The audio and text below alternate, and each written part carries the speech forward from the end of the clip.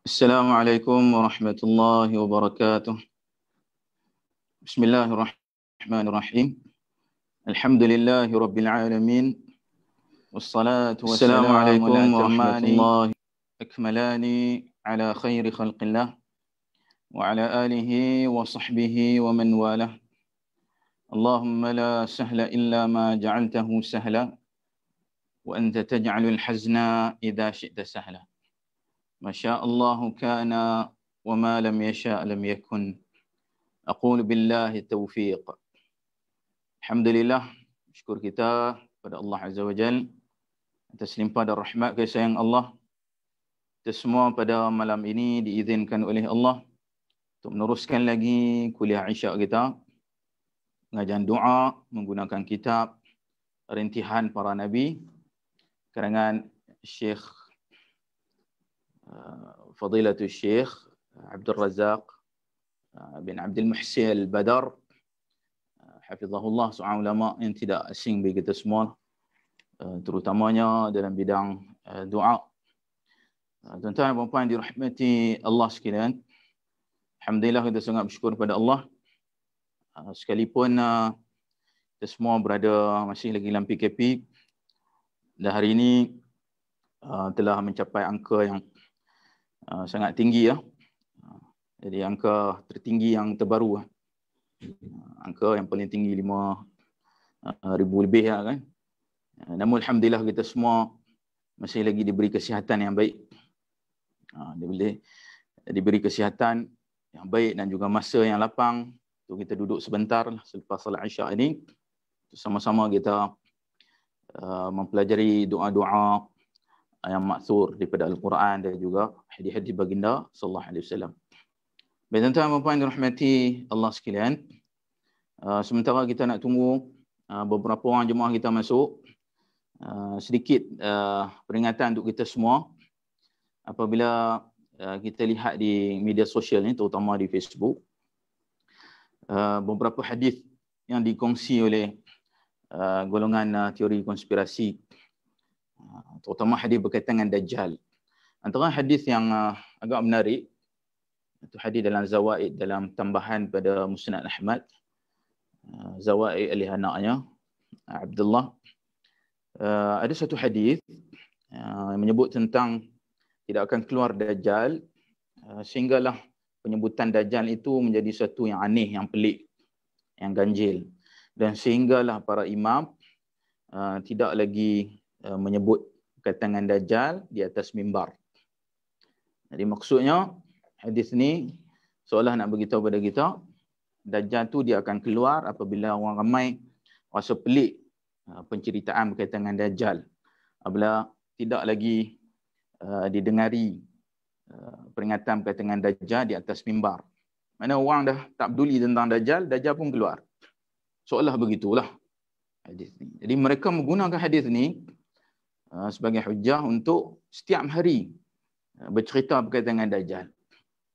Pagi, tengah hari, petang, malam, semuanya post update berkaitan dengan Dajjal. Apa hadis tadi? Namun apabila kita teliti, hadis ni memang antara hadis yang masyhur digunakan oleh Imran Hussein. Imran Hussein antara yang tokoh lah dalam bidang teori konspirasi ni, banyak menggunakan hadis ni dalam penulisan ataupun dalam ceramahnya. Namun hadis ni perlu dikaji semula. Dan inilah pentingnya ilmu takhrij. Asas kepada takhrij ini cukup penting. Dan alhamdulillah saya ingat Mediu ada menyediakan sijil ataupun kursus asas lah untuk takhrij hadis, mengeluarkan hadis daripada sumber dan melihat hukum para ahli hadis, sama ada yang sahih atau sebaliknya. Itu kena ada asas hadis ni, asas pada takhrij, kerana hadis-hadis yang dikongsikan ni sama ada ia sahih ataupun tidak, kita pun tak pasti. Jadi sebaiknya kita hold dulu, tahan diri kita daripada berkongsi hadis-hadis yang ganjil, yang pelik seperti ini. Jadi bila kita lihat takhrij ringkas berkaitan dengan hadis ni, kita akan dapati hadis yang dhaif. hadis yang lemah. Hadis yang lemah. Antaranya Al-Hafiz bin Hajar Al-Asqalani dalam kitab Al-Isabah, begitu juga dalam kitab At-Tahdzib. Ada membahaskan tentang hadis ni, walaupun sebagian ulama sebut perawinya thiqah. Perawi thiqah satu bab. Mana setiap perawi itu mereka ni thiqah. Mereka ni boleh diterima. Itu pun ada sebahagian perawi seperti Baqiyah yang diperselisihi sama ada ia thiqah ataupun tidak. Tapi tak apalah, secara umumnya perawi-perawi ni bolehlah diterima. Tapi kata Al-Hafiz Ibn Hajar, sudut yang lain pula, sudut mursal. Hadis ni mursal. Mana perawi-perawi itu satu bab. Tapi di antara perawi itu adakah betul-betul bersambung? Satu bab lagi. Sanad-sanad tu bersambung ataupun tidak. Jadi Al-Hafiz Ibn Hajar sebut, ia mursal, tak bersambung. So di antara perawi thiqah dan perawi thiqah yang satu lagi, belum tentu mereka ini bersambung dari sudut sanad. So kita tak boleh hanya melihat sekali lalu secara zahir, perawi ni thiqah, okey, hadis ni pun sahih. Tak, kena lihat di antara perawi itu, adakah bersambung ataupun tidak. Kerana syarat hadis sahih mesti bersambung. So ini yang dikritik Al-Hafiz Ibn Hajar, walaupun sebagai ulama sebut perawi-perawinya adalah thiqah. Dia kena lihat sudut yang lain pula. Dan ada riwayat-riwayat yang lain menyebut dengan lafaz sehinggalah mereka merasa pelik apabila mengingati Allah, bukan mengingati Dajjal. So lafaz ini biasalah. Apabila kita dah lupa, kita dah rasa pelik. Bila orang cerita tentang mengingati Allah, kita rasa pelik. Apabila mimbar tak ada cerita mengingati Allah, maka Dajjal pun keluar. Itu biasalah. Semua orang menerimalah benda ni. Tapi bila tak ada mengingati Dajjal, yang ni pelik, ganjil. Jadi lafaz yang lain ada menyebut mengingati Allah, bukannya mengingati Dajjal. Bila orang dah lupa kepada Allah, maka Dajjal pun keluar. So di sudut matan, itu juga di sudut sanad. Kedua-duanya bermasalah. Jadi apapun kalau kita nak beramal pun dengan hadis ni, tak adalah sampai setiap hari cerita Dajjal. Setiap hari cerita. Tapi memanglah hadis-hadis Nabi SAW ada menceritakan tentang Dajjal, tapi adakah Nabi ni siang malam cerita Dajjal saja? Banyak lagi cerita lain yang ada selain daripada cerita Dajjal ini. Terutama berkaitan dengan tauhid, berkaitan dengan akidah, berkaitan dengan iman. Ini semua lebih utama. Termasuklah tajuk kita pada malam ini, iaitu doa yang paling banyak di pohon Nabi kita SAW. So Nabi banyak doa apa? Adakah Nabi doa berkaitan dengan Dajjal? Doa Nabi berkaitan dengan Dajjal banyak. Tapi adakah itu sebanyak-banyaknya? Yang paling banyak doa Nabi berkaitan dengan Dajjal? Tidak juga. So kita cuba nak mengaitkan di antara bab malam ni, doa apa yang Nabi selalu baca? Yang sering kali, yang paling banyak dia baca. Dengan hadis yang dikongsi oleh golongan ahli konspirasi, iaitu apabila orang dah lupa berkaitan dengan Dajjal, maka mereka sentiasa bercakap tentang Dajjal siang dan malam. Jadi tak kena di antara dua hadis ni. Ini supaya kita memahami apakah hakikat sebenarnya tuntutan hadis-hadis ni. Wallahu a'lam. Itu sikit selingan kita pada malam ini. Dan insya-Allah jangan lupa untuk mengikuti forum yang insya-Allah akan datang. Nanti admin kita akan iklan berkaitan dengan teori konspirasi. So admin take note salah satunya, kalau boleh persoalan kepada ahli panel kita berkaitan dengan hadis ni. Adakah hadis ni sahih? Dan apakah makna sebenarnya yang dikehendaki oleh hadis ni? Kerana mereka menggunakan hadis ni untuk menceritakan perihal Dajjal pada setiap hari, siang dan juga malam. So ini antara bab yang boleh kita bawa masuk dalam forum yang akan datang berkaitan dengan teori konspirasi, insya-Allah. Baik, tuan-tuan dan puan dirahmati Allah sekalian. Insya-Allah malam ni kita akan meneruskan bacaan kitab Rintihan Para Nabi. Masih lagi doa Nabi Ibrahim alaihissalam, yang mana doa Nabi Ibrahim ni ada banyak lah. So malam ni kita akan meneruskan lagi doa Nabi Ibrahim alaihissalam ni. Dan saya dapat WhatsApp daripada sebahagian jemaah kita, ada yang sebut dia tak ada Facebook. So ni jarang-jarang kita jumpa orang tak ada Facebook pada zaman ini kan. Jadi mungkin sebab orang muda. So orang muda daripada saya lah. Tak ada Facebook. So mungkin orang muda main benda lain. Dia tak main Facebook. Juga ada soalan berkaitan dengan Facebook Live ini. Siapa yang tak mempunyai akaun Facebook, dia tak dapat mengikuti live. Tetapi dia boleh menonton rakaman. Selepas live ini dah selesai, dia boleh tonton. Tapi dia tak boleh tonton ketika live. Ini antara persoalan. So ada dua persoalan.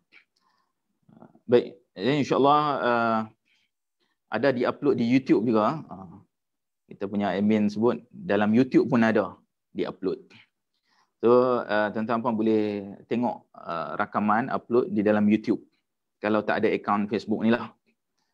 So, tu antara pilihan lah.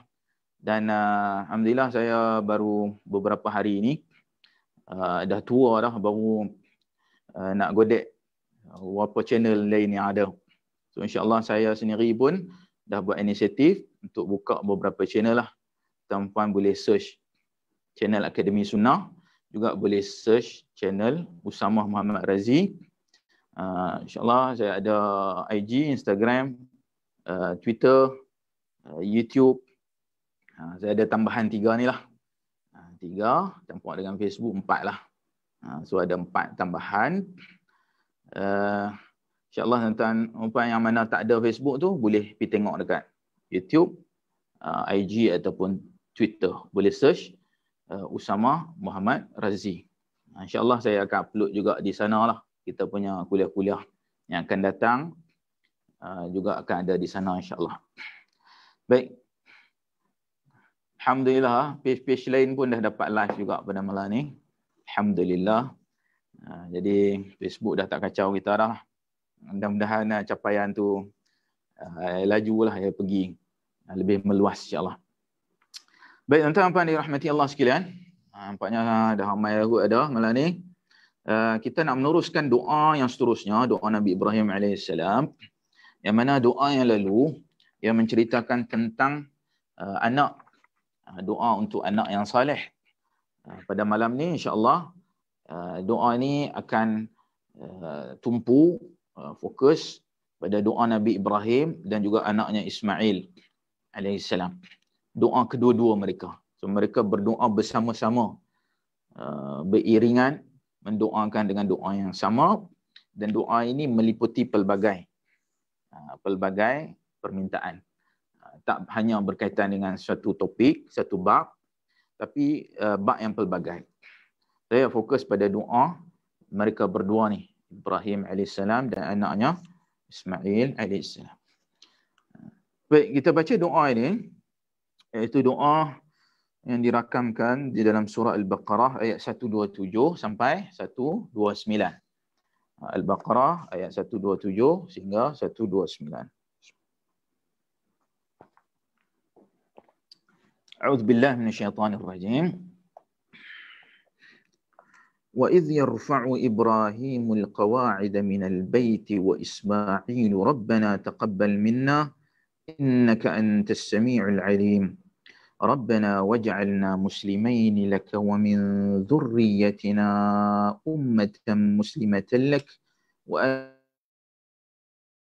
مناسكنا إنك أنت الرحيم ربنا وابعث فيهم رسولا منهم يتلو عليهم آياتك ويعلمهم الكتاب والحكمة ويزكيهم إنك أنت العزيز الحكيم.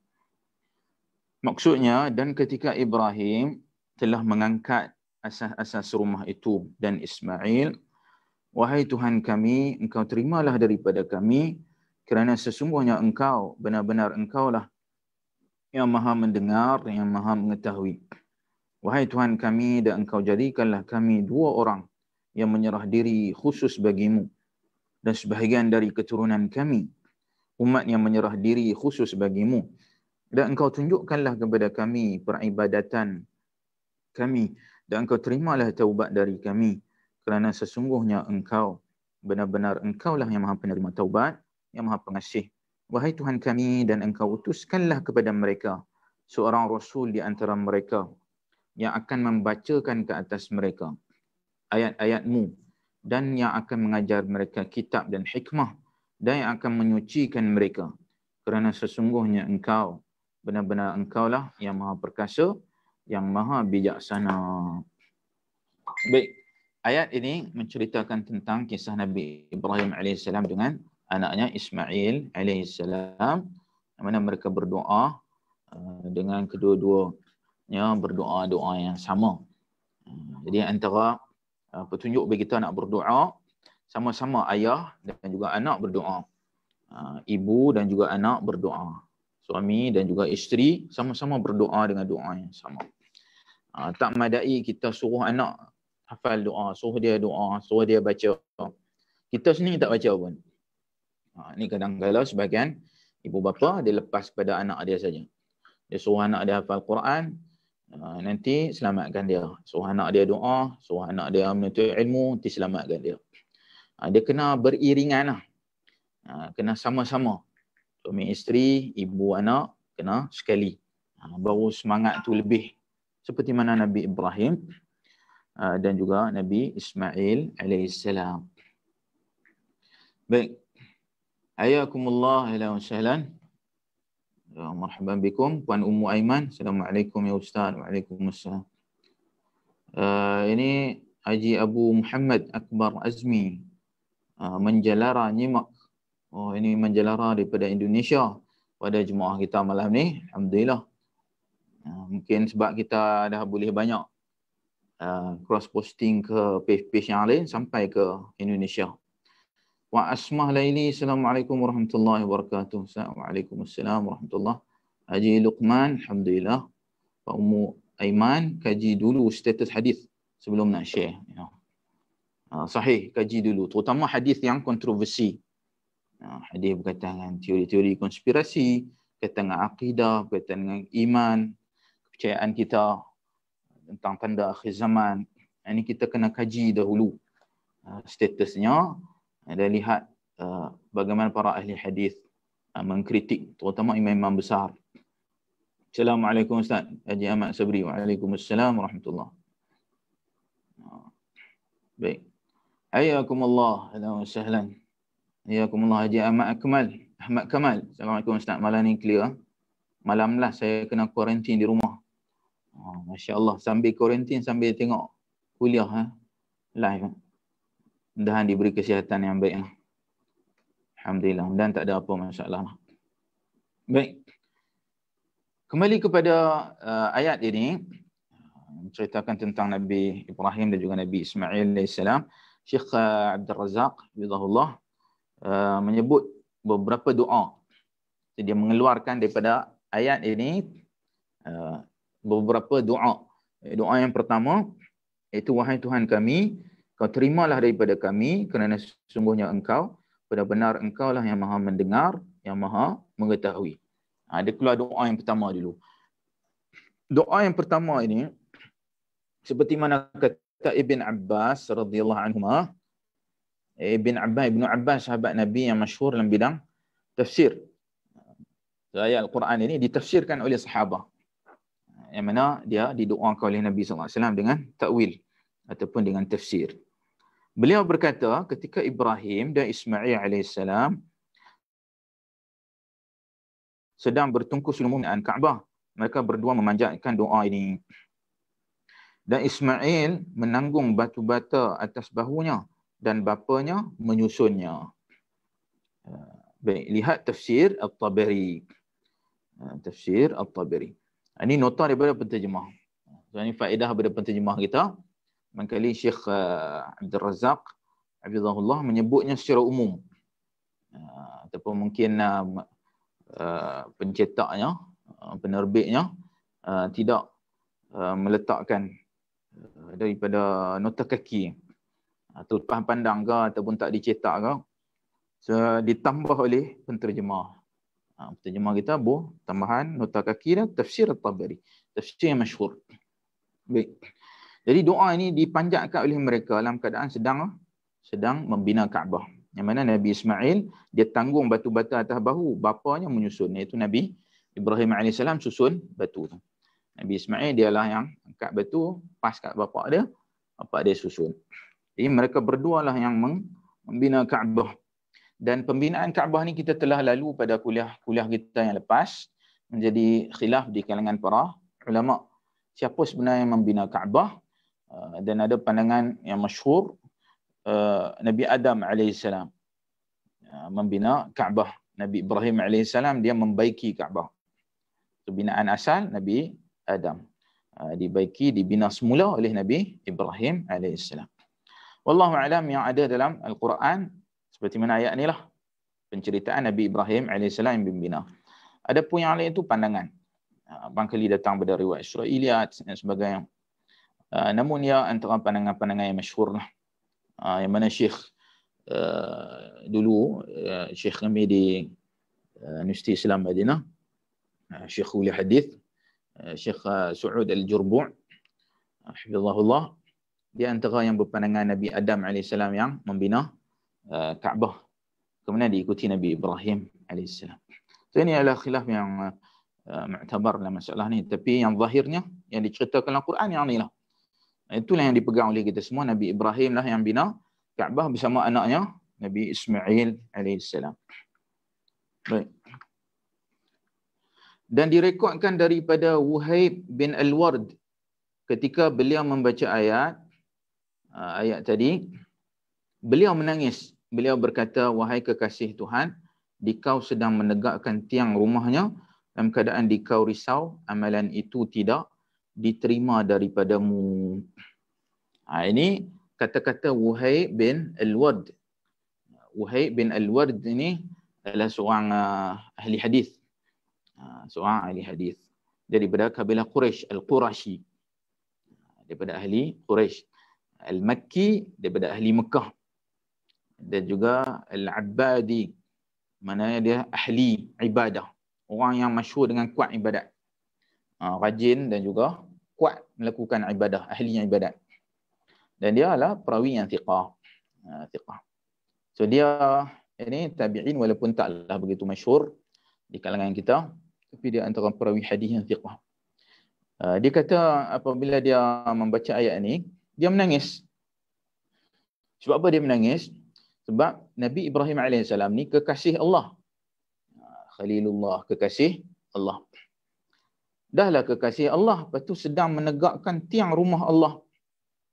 Mana dia tu satu dah kekasih Allah, yang kedua dia tengah buat Kaabah, tengah membina Kaabah. Dia sedang buat satu amalan yang sangat besar. Pun pada keadaan itu, dia risau amalan tak diterima daripada Allah. Jadi dia menangis lah. Sebab dia ni memang dikenali sebagai ahli ibadah. Macam mana kita yang mana bukan kekasih Allah? Kita ni orang biasa je lah. Bukan kasih Allah, dan kita pun dosa pun banyak. Dan kita buat amalan pun taklah sehebat Nabi Ibrahim AS. Dia sedang membina Kaabah. Kita bina apa? Kita bina rumah kita, bina tanah, tanam pokok kat belakang tu. Kita takat bina yang tu je lah. Kita nak bina masjid pun susah. Apatah lagi nak bina Kaabah, jauh lah. Tapi pada masa yang sama, dia risau amalan dia tak diterima. Jadi amalan kita adakah diterima ataupun tidak? Ini satu bab yang mana kita kena perhalusi. Kerana semua orang insya-Allah boleh mengetahui amalan dia itu sah. Macam mana kita sah? Kita tahu ia sah kerana ia menepati segala syarat sah, menepati segala rukun, keamalan itu sah. Namun adakah amalan tersebut ia diterima di sisi Allah? Ini siapa pun tak tahu, termasuk Nabi Ibrahim AS. Adakah dia boleh mengetahui diterima ke tak? Allah saja tahu. Tapi dia tahu suatu amalan itu sah, batal. Ini kita semua boleh tahu insya-Allah. So kita nak dua-dua, kita nak sah, kita nak juga makbul, diterima di sisi Allah Azza wa Jalla. So Wuhaib bin Al-Ward ni dia menangislah. Dia takut amalan dia tak diterima. Puan Latifah, Assalamualaikum. Waalaikumsalam. Puan Minami Abdul Hashim. Assalamualaikum Ustaz. Waalaikumsalam warahmatullahi wabarakatuh. Hayyakumullah. Dalam keadaan sihat wal afiat ke semua. Baik.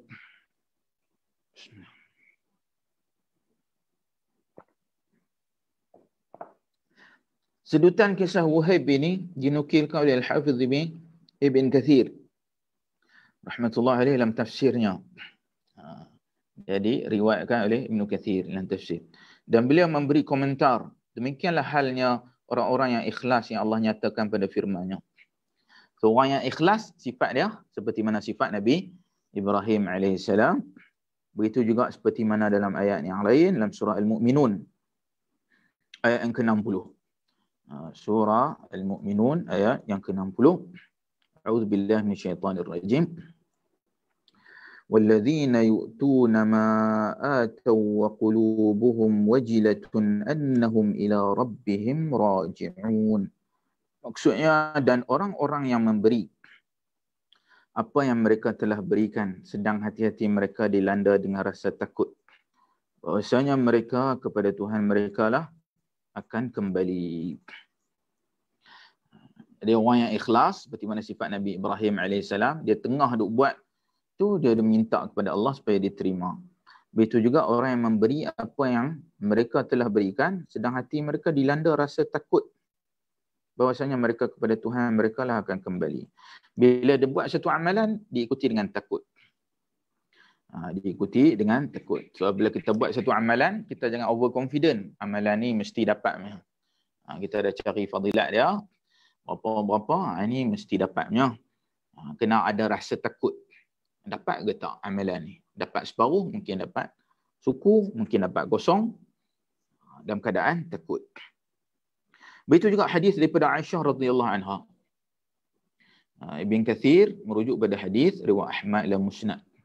Aisyah radhiyallahu anha berkata, saya bertanya kepada Rasulullah sallallahu alaihi wasallam, wahai Rasulullah sallallahu alaihi wasallam, berkenaan ayat walladzina yu'tuna ma ataw wa qulubuhum wajilatun, dan orang-orang yang sedang memberi apa yang mereka telah berikan, sedang hati-hati mereka dilanda dengan rasa takut. Adakah ayat ini berkaitan dengan lelaki yang berzina dan minum arak? Jadi Aisyah radhiyallahu anha tanya, adakah mereka apabila buat sesuatu amalan yang buruk seperti minum arak, seperti berzina, dia pun rasa takut? Aisyah sangka macam tu. Adakah begitu? Sebab perasaan takut ni diberikan kepada orang yang buat dosa. Orang yang buat benda yang buruk, buat salah, biasanya takut. Kalau kita buat sesuatu yang benar, yang betul, kenapa nak takut? Logiknya macam tu lah. Jadi Aisyah radhiyallahu anha, walaupun dia sahabah dan dia antara sahabat merangkap isteri Nabi SAW yang paling cerdik. Di antara yang paling cerdik bila Nabi SAW wafat, Aisyah antara yang memberikan fatwa. Orang ambil fatwa selain daripada orang ambil hadis. Jadi dia seorang yang cerdik, yang cerdas, dan dia pula yang muda. Muda dan cerdik dan cerdas. Namun dia juga tidak dapat memahami dengan tepat sesuatu ayat Quran. Ini satu yang kita kena hati-hati. Bila kita menafsirkan sesuatu ayat Quran, kita mengambil daripada tafsiran bil ma'thur. Hadis Nabi SAW. Lebih tahu apa makna. Walaupun kita di sudut kita baca bahasa Arab, mungkin kita tahu maksudnya. Kita baca terjemahan, mungkin kita faham. Tetapi yang lebih memahaminya hadis Nabi SAW. Yang lebih memahaminya para salafus salih, para tabi'in, para imam-imam yang mu'tabar seperti Ibn Kathir dan sebagainya. Mereka lebih memahami. So Aisyah pun sangka begitu, tapi Nabi SAW jawab, tidak wahai anak Abu Bakar As-Siddiq. Nabi kata bukan itu yang dimaksudkan. Ayat ini berkenaan lelaki yang puasa, yang bersalat, yang beroslat. Jadi kita ada sikit kesilapan pada ejaan. Beroslat bukan beroslat, bersalat. Muka surat 99. So nanti kita ni, admin kita boleh take note ni untuk cetakan yang akan datang, sebab buku ni pun dah habis ya kan. Cetakan yang pertama ni, cetakan yang akan datang nanti boleh baiki pada ejaan ni. bersolat dia tertulis berraslat. Bersedekah dalam keadaan dia takut amalannya itu tidak diterima oleh Allah Azza wa Jalla. Lihat Musnad Ahmad, juga direkodkan oleh Tirmizi, Ibn Majah, dinilai kuat oleh Al-Albani dalam Silsilat Al-Ahadith As-Sahihah. Jadi hadis ni kuatlah. Hadis yang kuat. Baik. Jadi Nabi SAW sebut bukan orang yang buat dosa, buat satu kesalahan yang takut. Orang yang buat amal salih yang takut. Jadi orang kalau buat dosa, ini biasalah buat dosa, orang takut lah. Tapi kalau dia buat satu amal salih tapi dia tak ada rasa takut, itu bahaya. Kerana ditakuti dia kena fitnah. Fitnah riak, fitnah sum'ah, ujub. Dia buat satu amal salih, dia rasa seronok. Dia rasa seronok. Ini admin kita iklan sikit, insya-Allah terbitan yang akan datang akan ada penambah kebaikan, mungkin ada tambahan doa-doa dan juga lebih menarik lah, insya-Allah kandungan dia. Jadi alhamdulillah lah. Untuk yang akan datang, tuan-tuan boleh beli lagi satu pula. Ada versi yang baru lebih menarik, insya-Allah. Baik. Jadi kita kena ingat buat amal salih dalam keadaan yang ada rasa takut. Bukan saja amalan yang maksiat ataupun benda-benda yang mungkar kita rasa takut, dua-dua sekali kena. Itu doa yang pertama. Kita lihat doa yang kedua. Permintaan yang kedua, wahai Tuhan kami dan Engkau jadikanlah kami dua orang yang menyerah diri khusus bagimu. Baik. Ini diriwayatkan daripada Ummul Mukminin Ummu Salamah radhiyallahu anha. Jadi Aisyah ni, Ummu Salamah juga isteri Nabi sallallahu alaihi wasallam. Ayakumullah Haji YB siapa? Assalamualaikum Ustaz. Syukur alhamdulillah.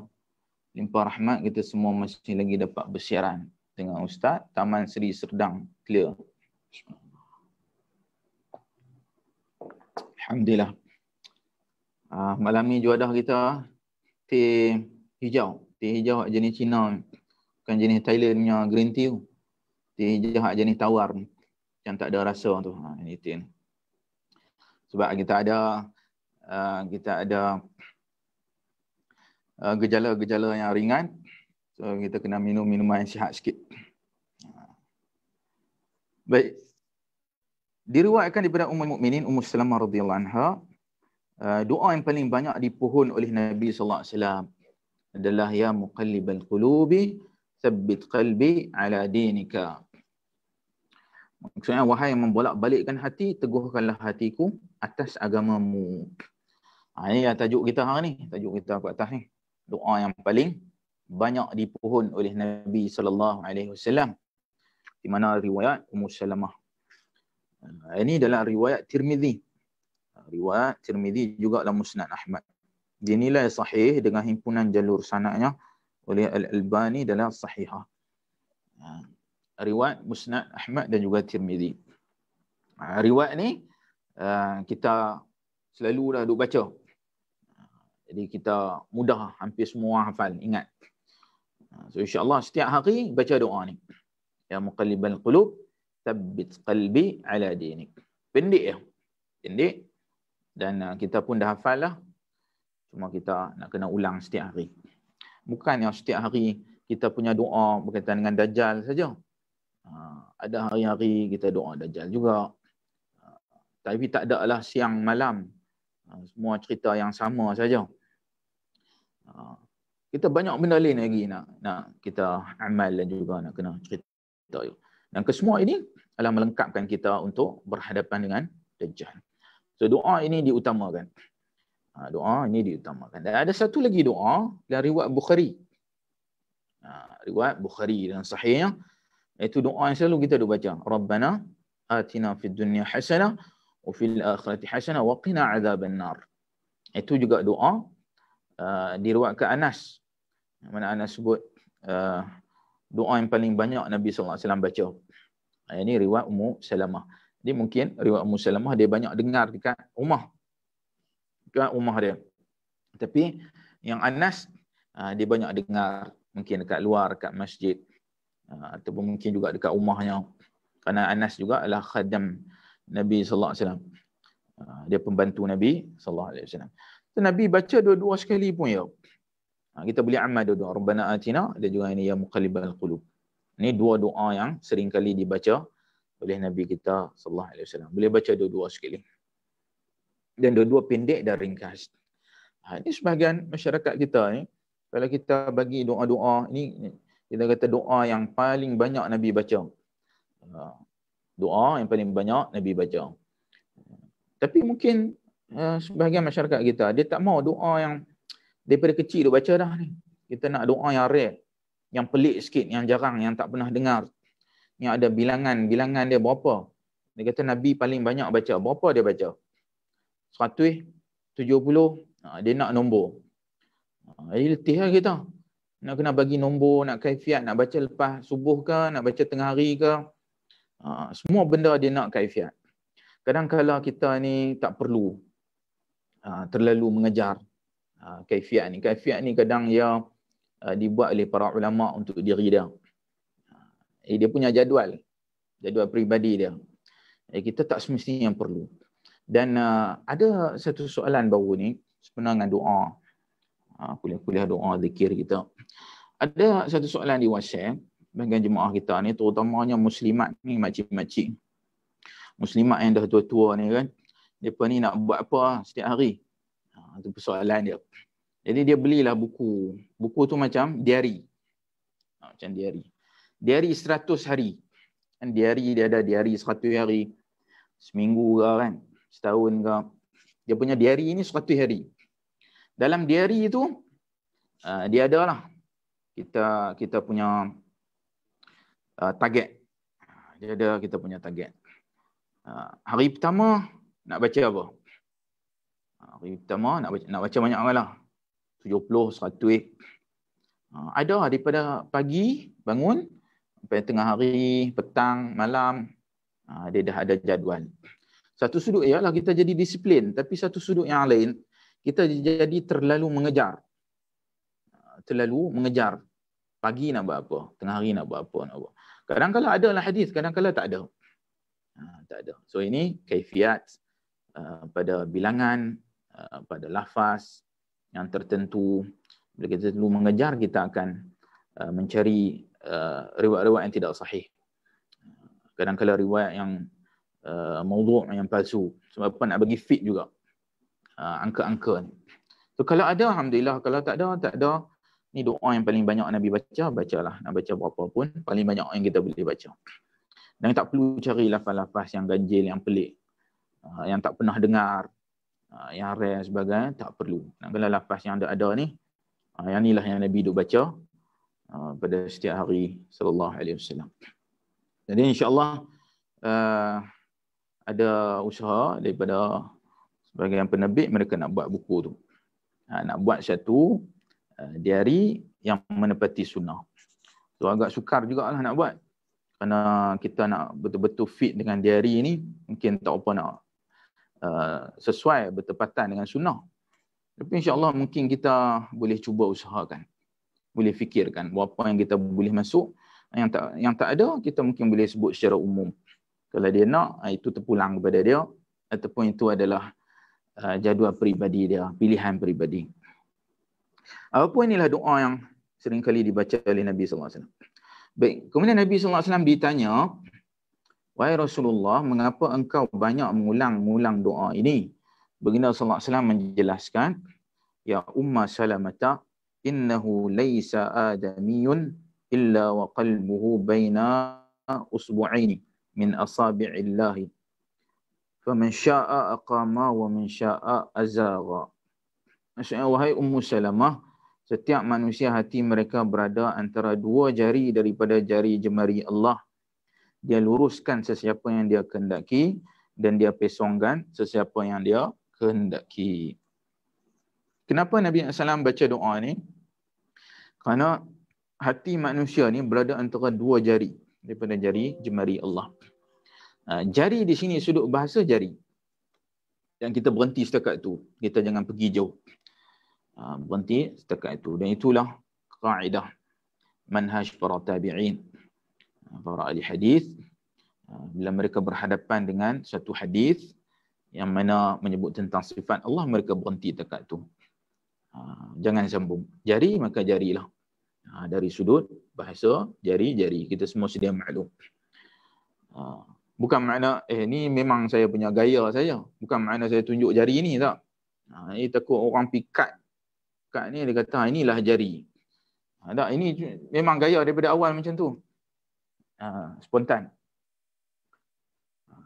Tak ada kaitan pun. Tapi bila disebut jari Allah, maka jari. Jadi tidak ditakwilkan. Apa makna jari itu? Tidak, kita akan terjerumus dalam masalah falsafah. Masalah falsafah apabila mereka sentiasa mencari falsafah daripada pelbagai sudut. Apa makna hakikat dia? Dia akan mula mencari-cari. Kita kaji tentang hamba-hamba Allah, makhluk Allah, adapun zat Allah itu sendiri, sifat Allah, kita tidak mengkajinya melainkan apa saja yang telah sampai pada kita. Jadi kalau siapa yang dia kendaki, dia boleh luruskan. Siapa yang dia kendaki, dia boleh pesongkan. So kita ini setiap hari boleh jadi pagi lain, petang lain. Esok pagi lain pula. Berbolak-balik. So kita minta Allah tetapkan kita atas agama ni. Itu doa yang kedua. Dan doa yang ketiga, dan sebahagian dari keturunan kami, umat yang menyerah diri, khusus bagimu. Itu doa yang ketiga. Itu kata Ibn Katsir rahmatullah alaih, doa Ibrahim dan Ismail merupakan antara doa yang dipohon oleh orang yang bertakwa dan beriman. Sebagaimana pada firman-Nya. Imam Ibn Katsir mengambil ayat Quran pada tempat yang lain untuk menafsirkan pada tempat ini. Ini kita panggil bil ma'thur. Bil ma'thur, iaitu Quran ditafsirkan dengan Quran juga.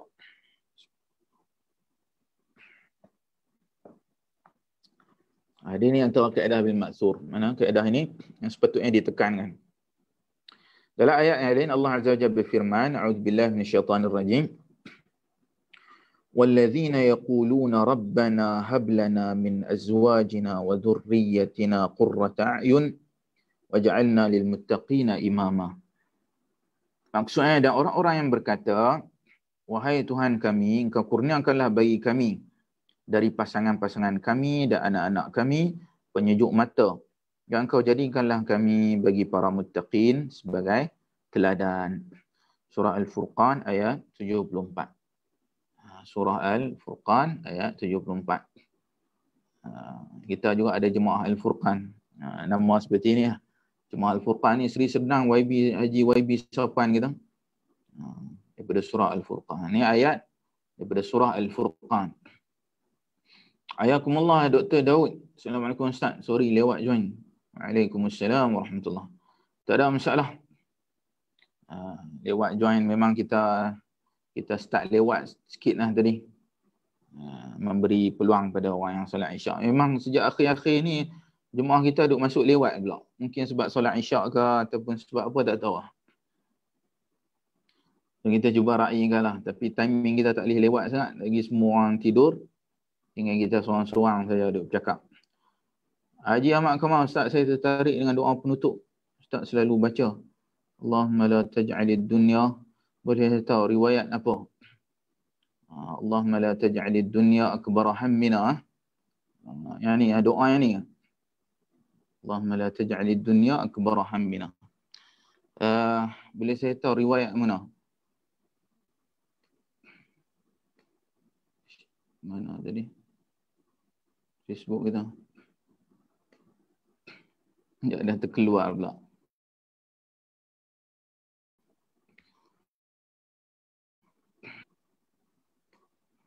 Hayyakumullah la wa sahlan. Kita dah berada di akhir daripada kita punya kuliah.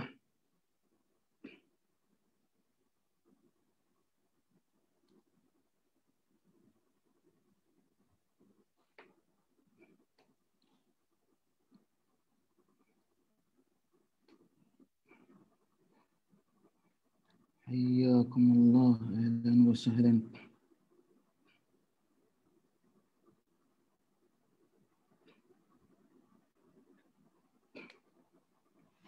Baik.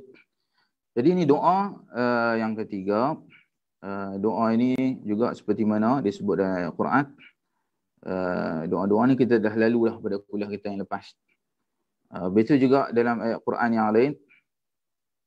Ini daripada surah Al-Baqarah ayat 124. Allah Azza wa Jalla berfirman, A'udzubillahi minasyaitonir rajim.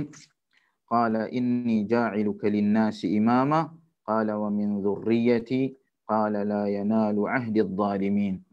Maksudnya, dan dia telah berfirman, sungguhnya aku akan menjadikan engkau kerana manusia sebagai imam. Dia telah berkata, dan juga sebahagian dari keturunanku. Dia telah berfirman, tidaklah janjiku merangkumi orang-orang yang zalim. Ini doa-doa untuk anak saleh telah pun kita baca pada kuliah yang lepas. Telah pun kita baca pada kuliah yang lepas. Kita dah baca, jadi tak perlu untuk kita tekankan sangat pada kuliah kali ini. So, kita terus masuk pada permintaan yang keempat. Doa yang keempat. Jadi doa yang keempat, doa yang sama juga dikeluarkan.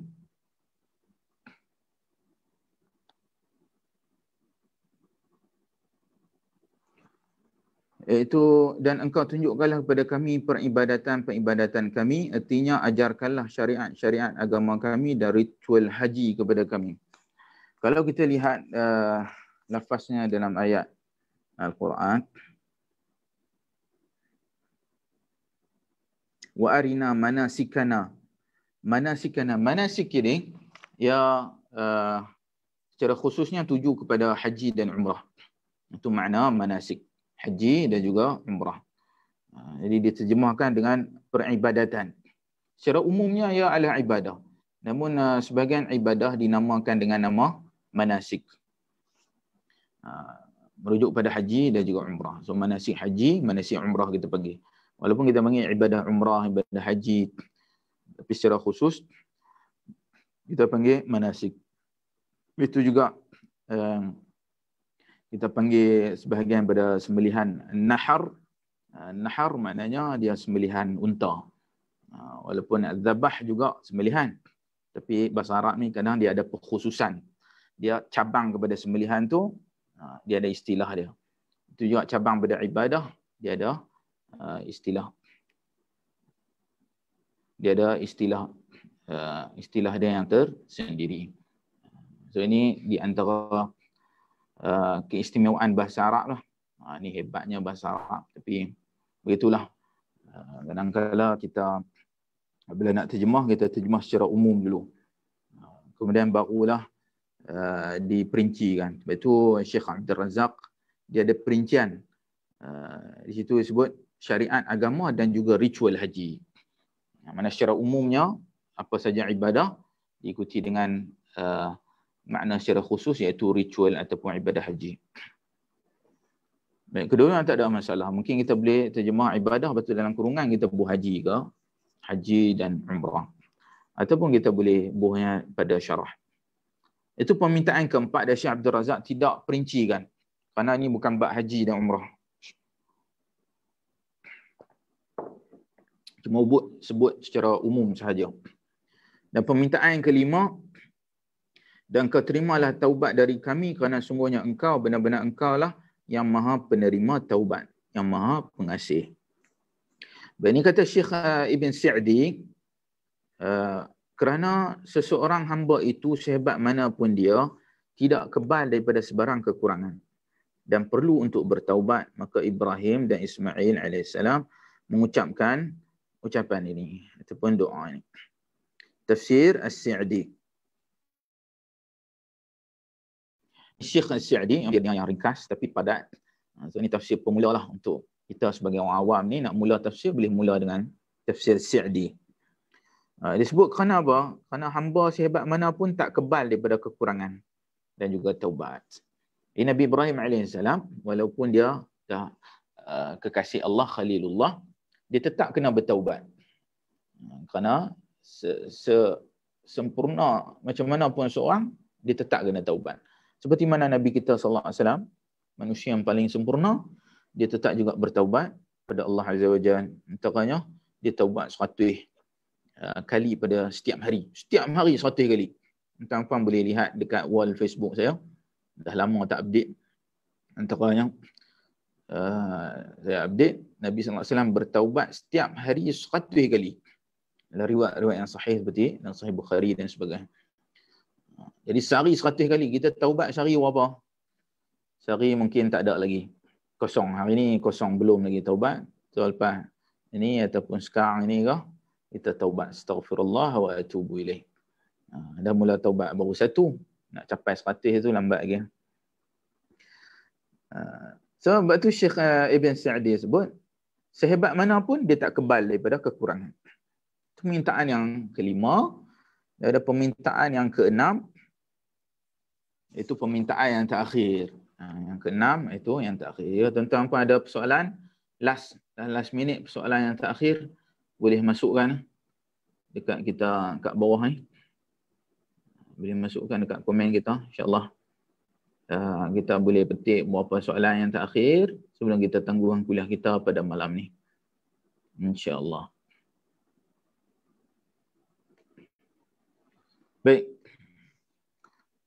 Permintaan ke-6, wahai Tuhan kami, Engkau utuskanlah kepada mereka seorang rasul di antara mereka yang akan membacakan ke atas mereka ayat-ayat-Mu dan yang akan mengajar mereka kitab dan hikmah dan akan menyucikan mereka, kerana sungguhnya Engkau, benar-benar Engkau lah yang maha perkasa, yang maha bijaksana.